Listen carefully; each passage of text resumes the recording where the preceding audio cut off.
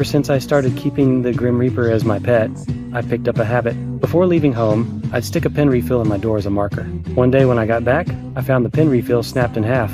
I immediately knew someone had broken into my place. To avoid suspicion, I didn't say a word. I acted like everything was normal. Even when my pet tried to talk to me, I didn't dare respond, because I knew full well a team of detectives was watching my every move. The moment I talked to my pet, I had become their prime suspect. All because I had a notebook. If I wrote down someone's name, that person would die instantly. The detectives had been watching me for weeks. During that time, I had no suspicious behavior, and no one mysteriously died. But the lead investigator still believed I was the killer.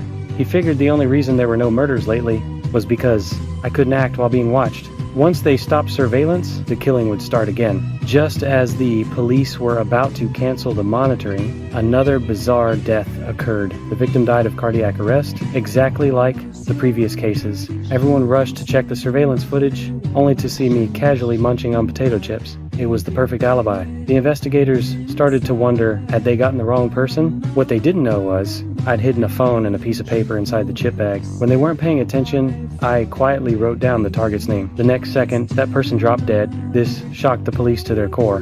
They immediately suspected I was the mysterious mastermind. Just as the case hit a dead end, a woman suddenly called. She accused me of being the killer and claimed she had a way to make me confess. Turns out the woman's husband was also a cop who was killed by me during the investigation. To avenge her husband, she'd kidnapped my girlfriend. Then she announced her own name, forcing me to write it down. That way, she'd be killed by my power, and the police could confirm through surveillance whether I truly had the ability to kill. If I refused, she'd shoot my girlfriend right then and there. But I acted completely innocent, as if I had no idea what was happening. The police saw this through the surveillance and thought the woman's actions were too extreme. To ensure the hostage's safety, they immediately ordered officers to the scene. But the sound of police sirens alerted the woman. My girlfriend saw her chance and broke free. The woman instantly lost control, firing multiple shots at my girlfriend, killing her on the spot. She had originally wanted to work with the police to catch the killer, never expecting the victim would become my girlfriend. Seeing my devastated expression, the woman was consumed with guilt